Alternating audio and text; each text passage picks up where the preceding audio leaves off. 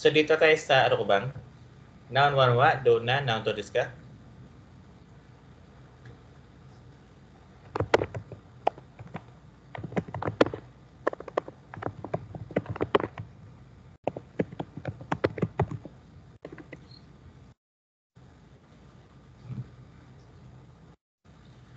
So when the speaker was the listener to describe or explain noun 1, so this speech pattern is used.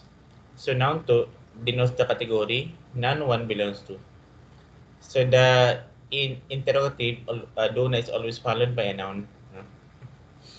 So yung ano no, yung gamit ng pattern ito, i-describe mo lang yung noun 1. Kasi ibig sabihin ng do na,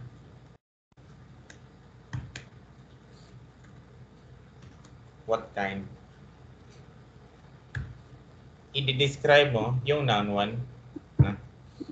Ikaw na. For example, yung noun 1 natin, so Tanaka Sensei. For example, yung ano, yung noun 2, Hito. So Tanaka Sensei wa doon na stories ka? So anong klaseng teacher po? Anong klaseng tao po? Si Tanaka Sensei. Anong klaseng tao siya? Si Tanaka Sensei.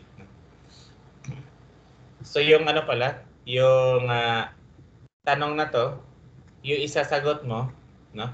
Is yung number 3. Isa dito sa tanong niya, no?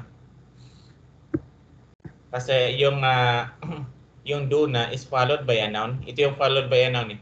Yung sa number 3. So for example, no, yung sagot mo.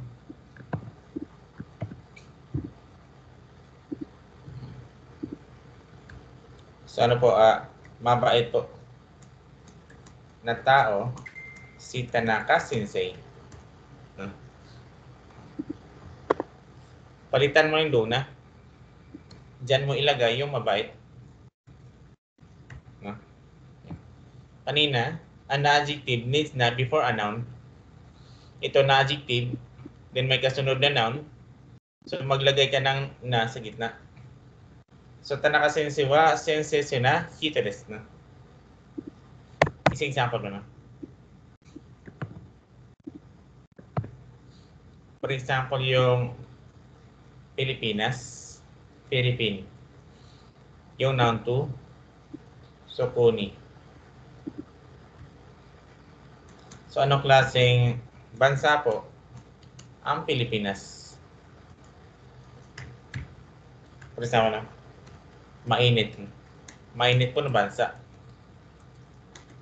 ang Pilipinas.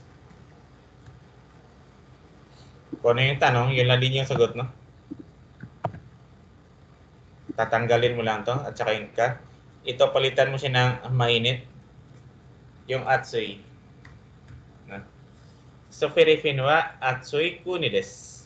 Since ay adjective siya, so wala siyang nasa gitna, no? May example naman nila. Kanang Nara wa do na machi desu ka? Anong klaseng town po yung Nara? So, Furoy machi desu. So, lumang town na po. Pwede mo siyang sagutan ng diretso pala. Yung nakaganyan na. So, mainit po na bansa.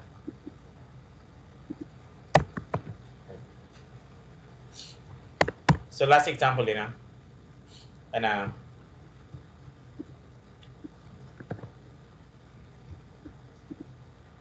Ito palaging tanong sa interview. Yung kasang. O kasang wa donesto desu ka?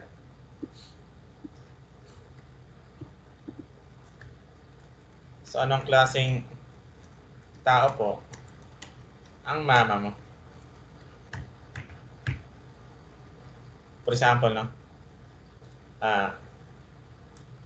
Napaka strict po ng mama ko.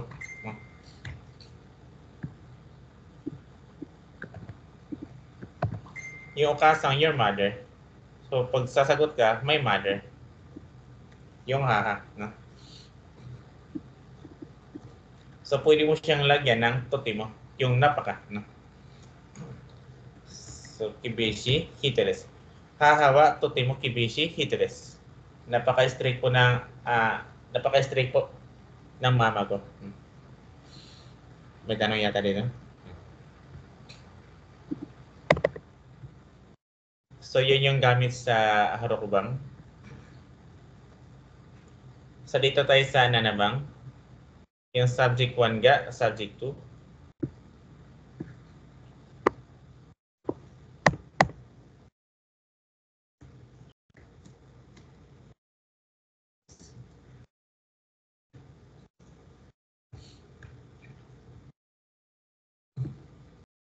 So, ga, isa conjunctive particle means but. It is used to link sentences. So, yung gamit ng ga dito, yung but.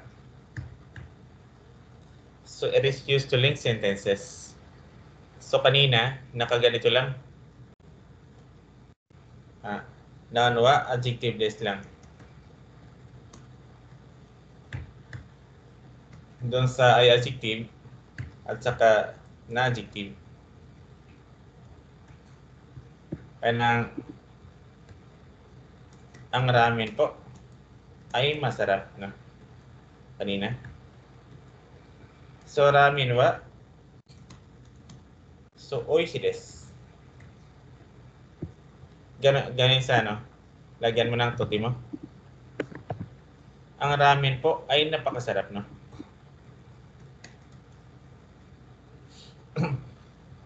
So, ramen wa totimo oishi desu. So, ngayon, dinagdag lang, no? Yung ano, yung tinutukoy dito ng subject 1. So, ito yan. No? Yung subject 1. Paglagyan mo siya ng ga, pero, mahal. Ganun yan. So, pero, mahal. Ang ramen po ay masarap pero mahal. Ang ramen po ay napakasarap pero mahal. So, yung ga, then yung subject 2. Yung takai desu. Yung sa baba. So, ramen wa totimo oishi desu ga takai desu. Pwede wala din yung totimo. Ramen wa oishi desu ga so takai desu. So, yun yung sa adjective na. Yung sa isang mo. Sa ay adjective pa rin. So, maliit lang po ang room ko. So, watashi no hiya wa so shimai desu. Maliit lang po yung room ko. No? Persama, no? Pero, malinis. No? Then ga, so kire desu. Yung gamit ng ga dito eh. No? So, watashi no hiya wa shimai desu ga kire desu. Or, nihon no tabimuno wa oishi desu ga takai desu. Mga pagkain sa Japan, so, masarap pero mahal. No? So, ganun din dun sa na adjective. Kanina dun sa example ko. So, Nihongo wa so taihen desu. Mahirap po ang Nihongo. Bersama na. Pero, interesting. So, Nihongo wa taihen desu ga then omoshiroi desu.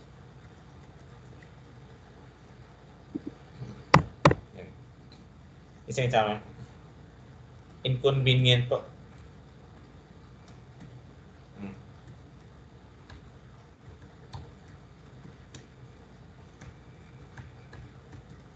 Inconvenient po itong lugar na ito. Konomachi wa fuben desu. No? Pero, ano siya, mura lang. ang mga bilihin. Inconvenient tumira pero mura lang naman yung mabilihin. No? Konomachi wa fubinis ga and then buka wa soya soires. Yung buka, nakalimutan yung ga. Yung mga bilihin. No? So konomachi wa fubinis ga buka wa yasoires. No? So yan yung ibig sabihin ng nanabang. Subject 1 ga, subject 2. Pero merong ganito eh. No? Balikan natin itong masarap.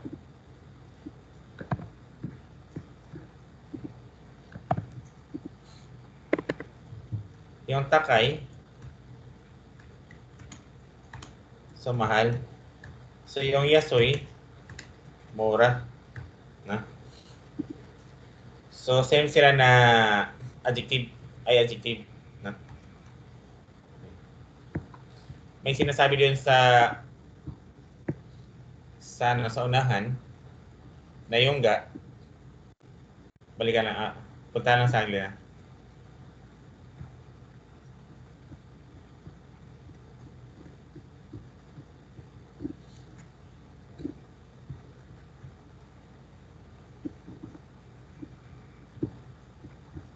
Ayan, sa 16.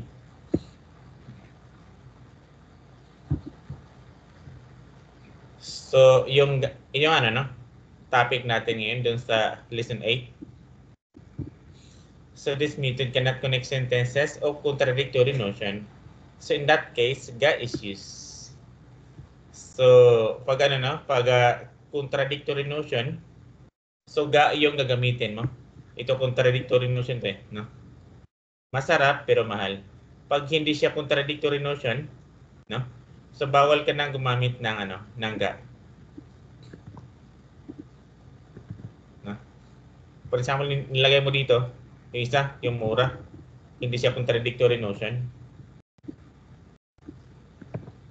So bawal ka nang gumamit ng pero kahit sa Tagalog mo sa tingnan. No? Kundi yung gagamitin mo, so at, no? Ang ramen po ay masarap at mura lang. No? So, gagamit ka ng suste.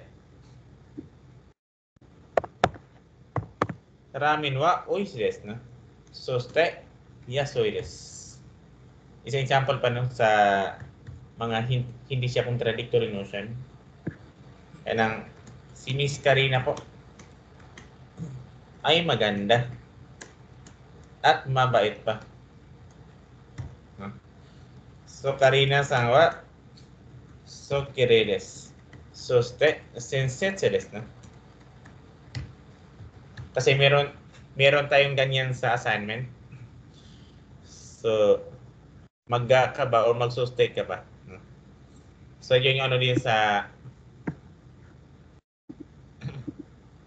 yung saga, may ganyan. Kaya't may mali, may tama. Kaya nang inexam mo kanina, this room is small but clean. Maliit lang yung kwarto niya, pero malinis naman. So, yung gamitin na.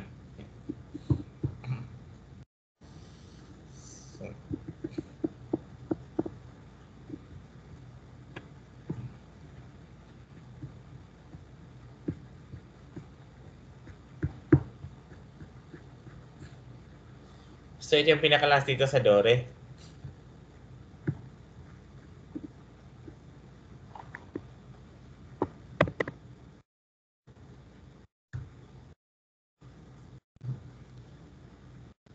So, this interrogative is used to ask the listener to choose or designate from one from more than two things, concretization or name.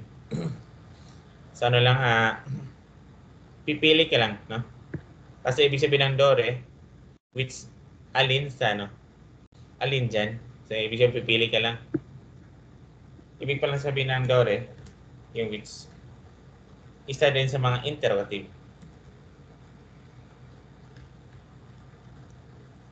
Yung gamit ng Dore dati sa lesson 2, nakaganyan. Tanaka-san no kasa wa Dore desu ka? Alin po dyan ang payong ni Mr. Tanaka. So, dati sa lesson 2, nakaganito lang. So, kore desu. So, ito po. Sore desu, no? So, yan po. Or are desu. So, yun po. So, yun yun sa, no, sa lesson 2. No? Pero ngayon, ito pa rin yung tanong, pero iba yung sagot, no? Yung sa 8. Ano na siya? With adjective na. Yung sagot. So, alin po dyan ang payong ni Mr. Tanaka? Yung ano po, yung blue na payong po. Dati, yun po. Ngayon, yung blue na payong po. Ano lang, dinagdagan lang siya ng adjective. No? So, ano, aoy. So, kasa desu. Ano aoy? Kasa desu. Yung blue na payong po. Yung sa isa mo. Mira-san no kasa wa dore desu ka? Alin po dyan yung payo ni Mr. Miller? Ano aoy kasa desu? That blue one is yung blue na payong po. Isang example man. Alin po dyan ang bahay ni Mr. Santos? Santos ano? Ochi wa so dore desu ka? Yung ano po, yung malaking bahay po. Ito meron na siyang ano, no? Meron siyang adjective. Yung malaki. Ano oki? So ochi desu. So ano oki? Ochi desu, no? Isang example pa. Alin po dyan ang ano? Ang sasakyan mo.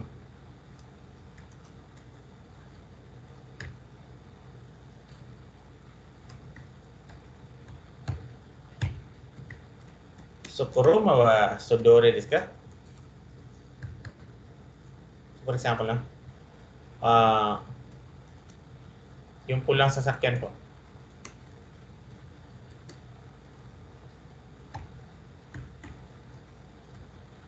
Yan. So, ano, aoy?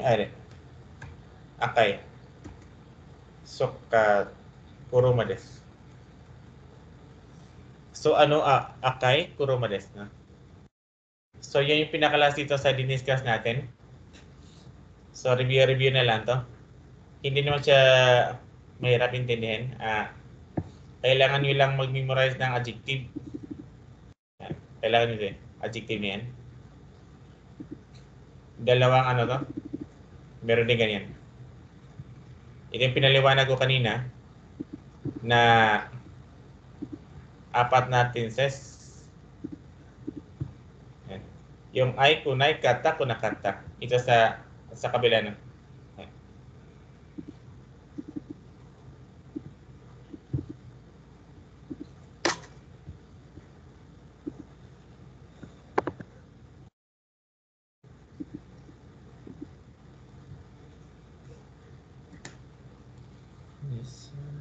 Sa Lunes exam natin, yung 1 to 8.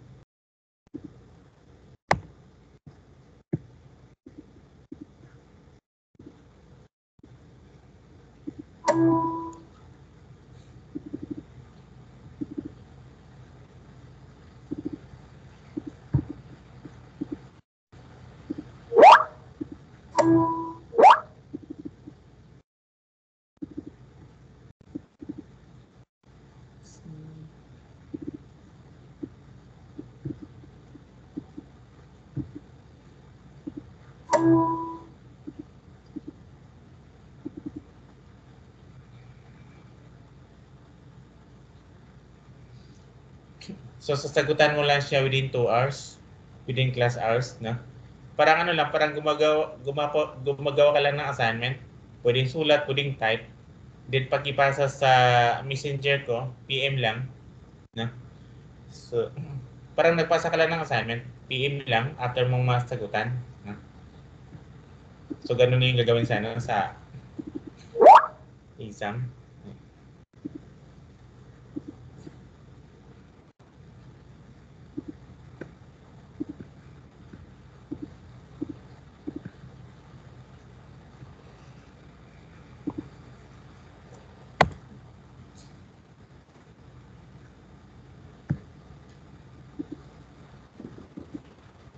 Pwede lang ba? So, wala na. Within 2 hours lang siya. Kasi pag-exam siya. So, pag assignment kasi okay lang. Pag-exam, within 2 hours lang talaga.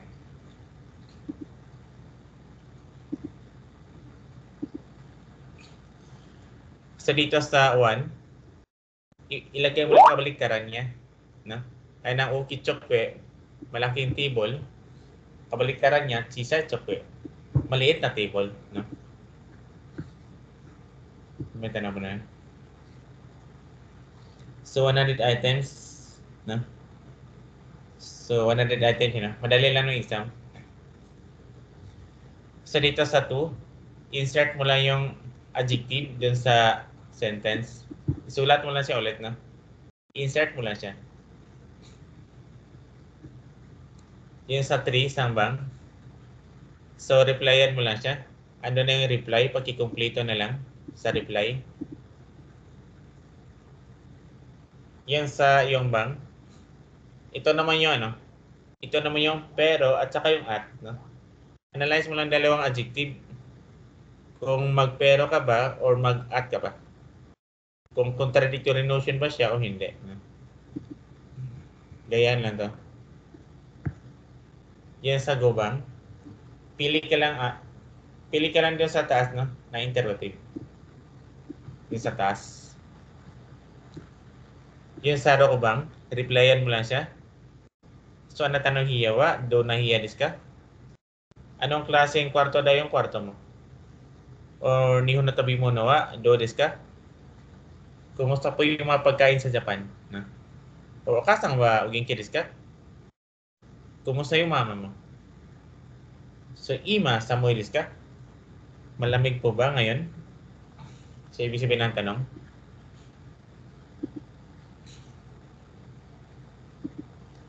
Pwede mo ipasa to na kahit sa Lunes na kasi ano naman, wala naman tayong klase bukas. Okay lang na kahit sa Lunes na. Okay. So, tayo na rin tayo dito. So, mag-ratings na lang din tayo. Siguro naintindihan yung discuss, no? Review na lang din sa recording. So, do mo rin ito sa imasta, utsukare samarista. So, mata gichiyo bine. So, ingat po. Bye-bye po. Arigatou gozaimasu. Arigatou. Hai, matarai shine.